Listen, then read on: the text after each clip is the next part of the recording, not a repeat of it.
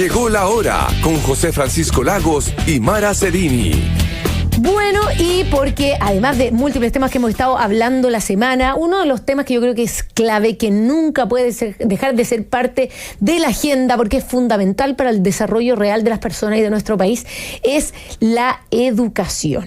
Y es por eso que está con nosotros un amigo de la casa, lo estamos robando por ahí de un programa en la mañana, al pollo se lo estamos robando, pero también es un amigo de Llegó la Hora. Está junto a nosotros Raúl Figueroa, director ejecutivo del Instituto de Políticas Públicas de la Universidad Andrés Bello y exministro de Educación. Raúl, bienvenido, Llegó la Hora. Hola Mara, ¿qué tal? ¿Cómo estás?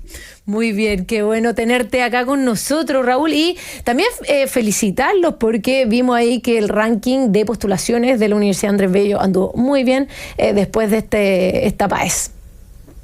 Estamos muy contentos, efectivamente la universidad está haciendo un gran trabajo y junto con la Universidad Católica, la Universidad de Chile fue una de las universidades con mayor número de seleccionados, ¿cierto?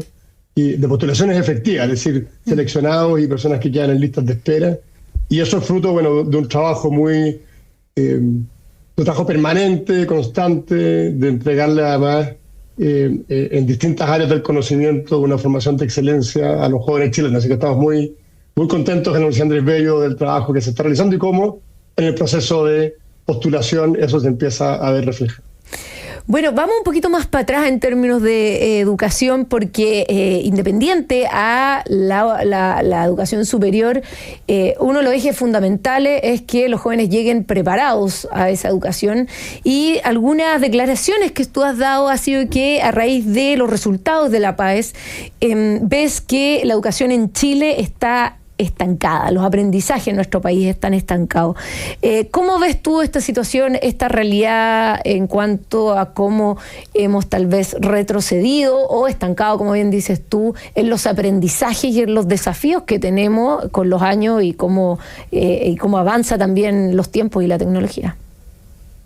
Claro, lo que ha pasado, si uno mira la evidencia en nuestro país, es que desde ya a esta altura, más de una década, los resultados de aprendizaje medidos por diversos instrumentos están efectivamente estancados. Es decir, Chile está exactamente igual y en algunos momentos incluso estuvo peor que hace 10, 12 años atrás. Medidos por CIMSE, medidos por la prueba PISA, que es una prueba que mide a nivel internacional, medidos incluso por la PAES, que si bien no es un instrumento para medir la calidad del sistema escolar, sí te da una señal de en qué medida quienes tienen mayores y quienes tienen menos posibilidades de acceder a la educación superior, y eso también es parte del proceso formativo. Y este estancamiento tiene, a mi juicio, un origen bastante claro, y es que el foco de la política pública se desvió, se puso en aspectos estructurales que no tienen nada que ver, ninguna relación con las verdaderas necesidades del sistema educativo y que no tienen ninguna relación con lo que las escuelas, los liceos necesitan para que sus niños aprendan. Y eso obligó a que todos los esfuerzos se pusieran, como era natural, si el foco se desvía, los esfuerzos se pusieron en un espacio equivocado. Y dejó de estar en los aprendizajes, dejó de estar en la sala de clase. Y eso tiene consecuencias. Y si tú analizas, hay distintos elementos que de alguna forma van confirmando ese diagnóstico. Lo primero, algunas reformas, la que puso fin al lucro, fin a la selección, fin al financiamiento compartido, la que apuntó a la desmunicipalización, la que puso todo el foco de los recursos en la gratuidad universitaria en vez de potenciar el crecimiento de la cobertura de la educación parvularia o la calidad de la educación escolar. Esas reformas pusieron el foco fuera y no han tenido ningún impacto en los aprendizajes. Y a eso le agregas, y más o menos en los mismos tiempos, como lamentablemente la paralización se hizo costumbre, la interrupción de clases se hizo costumbre, la violencia en algunos espacios, específicamente, por ejemplo, los liceos emblemáticos, que lamentablemente han tenido ya ni siquiera un estancamiento, sino que una caída muy fuerte en sus resultados. Entonces, es un conjunto de elementos que creo que hay que tenerlos muy claros, porque, y con esto termino en esta parte, porque si tú ves los esfuerzos que se están haciendo desde el punto de vista de la política pública, están muy lejos de hacerse cargo de los verdaderos problemas. Tú vas al Congreso y ¿qué es lo que te encuentras en el Congreso? Un proyecto de ley que apunta al pago de la llamada deuda histórica, que es una cuestión que no tiene nada que ver con las necesidades de los alumnos.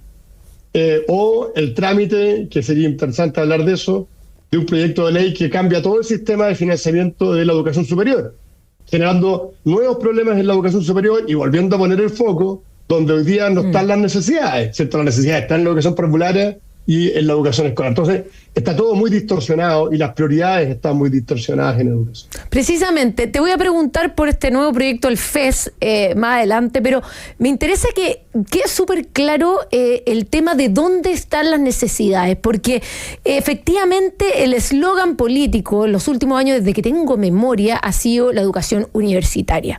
Y lo que dice la gran mayoría de los expertos es que al final las grandes brechas de conocimiento, desarrollo cognitivo, etcétera, se generan en la educación parvularia y de ahí en adelante. ¿Por qué crees tú que no se le ha puesto atención a esas áreas y cuál crees tú deberían ser las políticas públicas esenciales que debiese proponer un futuro gobierno responsable en cuanto a educación? Yo creo que la razón de la alteración en las prioridades tiene que ver con la captura política de la agenda. La agenda educativa está bien capturada por la presión de ciertos grupos de interés, en el caso de algunos gremios o algunos dirigentes estudiantiles, o bien un afán ideológico de alterar las características del sistema para controlarlo y no darle mayor libertad, que es lo que a mi juicio el sistema necesita. ¿Y qué es lo que habría que hacer? Bueno, fijar precisamente las prioridades donde tenemos necesidades concretas. Tenemos necesidades en cobertura en educación parvularia. Chile no tiene los niveles de cobertura en los jardines infantiles que tienen los países desarrollados, como sí la tenemos en el mundo escolar y en el mundo de la educación superior. Por tanto, ahí hay un elemento central.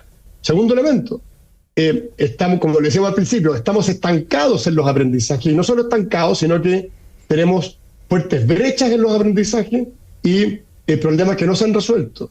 Los niños de cuarto básico, solo un 40% de ellos tiene un nivel de comprensión lectora adecuado. Por lo tanto, tenemos cerca de un 60%, porque a veces varía un poquito, pero alrededor del 60% de niños que no alcanzan un nivel adecuado de comprensión lectora en cuarto básico.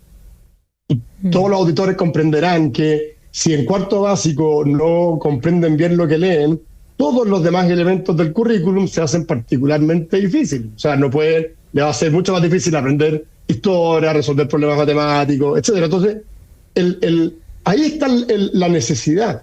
Y esa necesidad se resuelve poniendo el foco en la sala de clase y entregándole a los colegios mayores niveles de autonomía, mayores niveles de capacidad de innovación.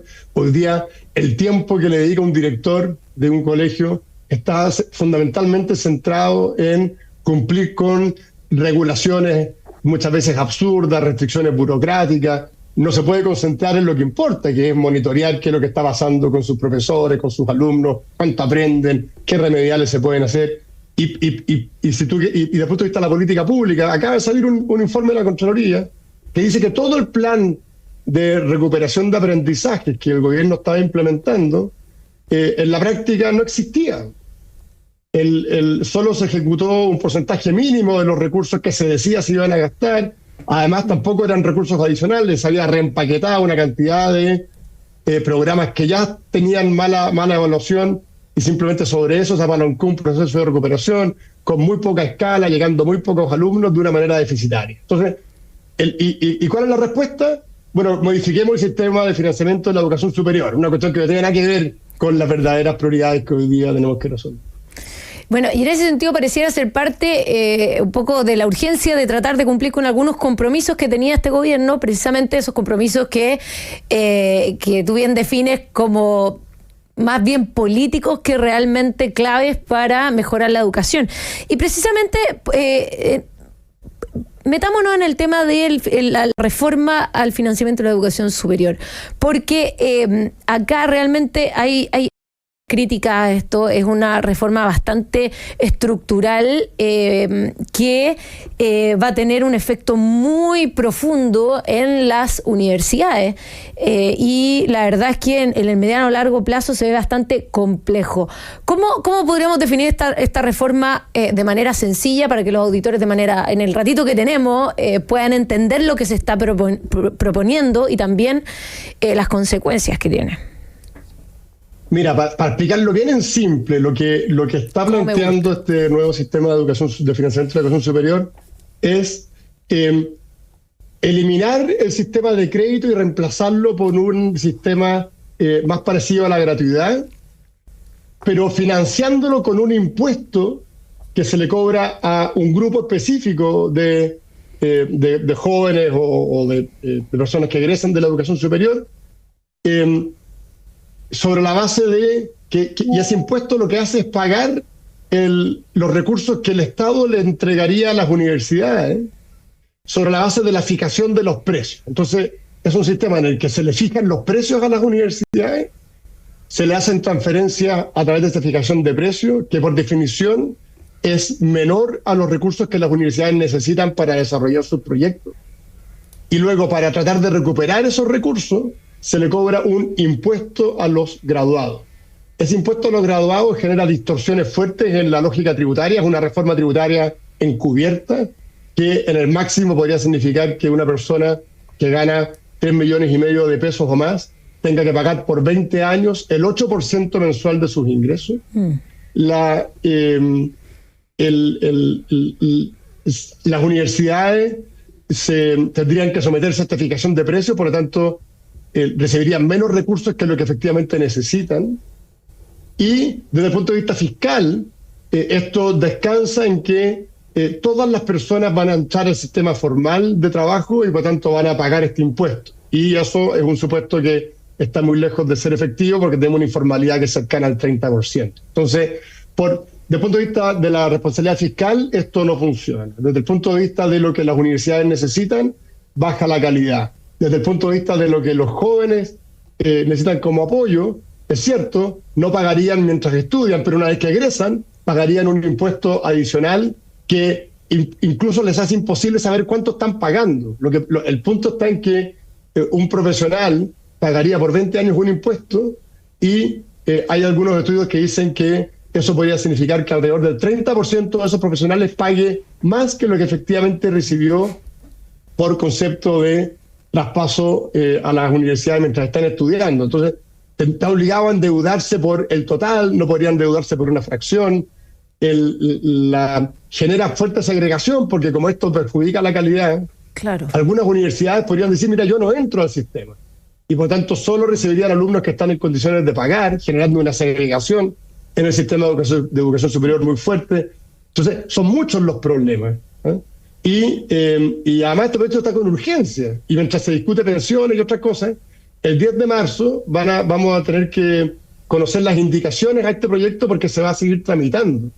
Y es interesante porque sobre esta materia todos los rectores de las universidades chilenas, de las universidades estatales, de las universidades privadas tradicionales, de las privadas más modernas, más nuevas, todas han dicho que es un proyecto que trae inmensas dificultades para el desarrollo del sistema de educación superior, que afecta la calidad, que afecta la equidad, que afecta la integración y que además implica una presión fiscal que el país no va a estar en condiciones de asumir. Claro. O sea, es una situación bastante radical, porque tenemos el tema de la fijación de aranceles, que va a hacer que las universidades no puedan cobrar realmente lo que valen las carreras, lo que baja el financiamiento de la educación. Tenemos que finalmente la forma de cobrar esto es a través de un impuesto a los jóvenes graduados, pero finalmente son los que están en base contrato y que pueden terminar pagando mucho más de lo que les costó estudiar. Finalmente también las que no adscriban a esto van a terminar teniendo tal vez pudiendo cobrar los aranceles que sí cuestan. Finalmente vamos a terminar teniendo tal vez universidades de mucho prestigio, pero que son completamente impagables o pagables solo para algunos, y todo el resto va a tener que participar de las que tienen gratuidad porque no tienen acceso a otro tipo de financiamiento que les permita elegir. O sea, además hay una vulneración a la capacidad de elegir, porque finalmente o tienes para pagar una o vas a tener que irte con esta supuesta gratuidad hacia las otras. Si entiendo bien, el resumen de los múltiples costos. Tu resumen fue mucho mejor que mi explicación. No, que tenías que explicarlo para que yo pudiera resumirlo. Eso no me puedo dar ese crédito. Y bueno, ¿por qué? Y en los pocos minutos que me quedan, a mí me cuesta entender que no avancemos hacia modelos que a mí me parece que en términos educativos, en educación superior, son de renombre internacional. Cuando uno ve, por ejemplo, el modelo inglés, que ya está completamente en sistemas de crédito, donde tenemos universidades de prestigio, con diversidad de proyectos educativos, en múltiples regiones del país. Me parece que hacia allá va la tendencia y nosotros vamos hacia el otro lado. Porque hay una restricción ideológica que frena un debate serio. Esos sistemas que tú mencionas, el caso inglés, otro el caso australiano, Australia tenía gratuidad y cambió su sistema a un sistema de crédito. ¿Qué es lo que hacen? Reconocen que es importante que el Estado contribuya con recursos para que los jóvenes puedan estudiar, que es importante que no existan barreras a la hora de estudiar, pero también reconoce que los jóvenes que estudian una carrera profesional se benefician, ¿cierto? Y por tanto pueden restituir a través de un crédito lo que efectivamente recibieron. No más, en algunos casos incluso menos, pero no más de lo que efectivamente recibieron. Pero eso significa decir como algunas palabras, entre comillas, prohibidas para el debate público, para un sector político. Y es que el sistema de educación superior debe financiarse entre una combinación de becas que premien el mérito y de créditos que reconozcan el valor que una profesión le da al graduado y que luego pueda restituir. Esas dos cosas son casi alérgicas para algunos que buscan otros mecanismos donde la homogeneidad, la estandarización, la falta de alternativas parece ser lo que buscan. Entonces, como tú bien señalas, Mara, lo que tendríamos que hacer nosotros es mejorar nuestro sistema de crédito. De hecho, en eso hay un tema que es interesante, porque el gobierno originalmente había planteado una condonación universal de los créditos. Se dieron cuenta que esa condonación universal era una irresponsabilidad y lo cambiaron por una condonación parcial, que yo creo que está bien pensada. Pero agregaron a eso un mecanismo de cobranza de este sistema nuevo, que como ya lo explicamos es raro, pero tiene una cosa interesante, que tiene un sistema de cobranza muy efectivo, porque se hace a través de la tesorería. Si nosotros tomáramos el CAE actual y le hiciéramos algunas mejoras, como por ejemplo una tabla de cobranza bien relacionada a la renta, es decir, si una persona tiene menos renta, que pague un poco menos, si tiene más, que pague un poquito más, pero siempre asociado al crédito que le prestaron, ¿cierto? Claro. Y si tú mejoras los sistemas de cobranza, tienes resuelto el problema del crédito hoy día. Y eso es lo que tendríamos que hacer, separar este proyecto del FES, quedarnos solo con aquello que apunta a una condonación parcial súper específica, mejorar el sistema de crédito, olvidarse de un nuevo financiamiento y concentrar los recursos donde se necesitan, en la educación parvularia, en la educación escolar. Bueno, así un tremendo debate, vamos a estar atentos porque entre las múltiples reformas que estamos evaluando hoy día con urgencia en el Senado, en el Congreso, bueno, quedan de lado la discusión de cosas tan relevantes como es esta reforma a la educación superior que requiere una doble lectura por los costos que puede llegar a tener. Agradecerte, Raúl. Estamos conversando con Raúl Figueroa, director ejecutivo del Instituto de Políticas Públicas de la Universidad Andrés Bello y exministro de Educación. Muchas gracias. Sabemos que esta conversación da para mucho, podríamos estar horas conversando contigo, pero no le puedo quitar más tiempo a los mosqueteros después, así que muchas gracias, Raúl, por haber estado con nosotros. Está muy bien, muchas gracias, Mara, te saludo a todos. Muchas gracias, nosotros nos vamos a una breve pausa y ya volvemos con más Llegó la Hora.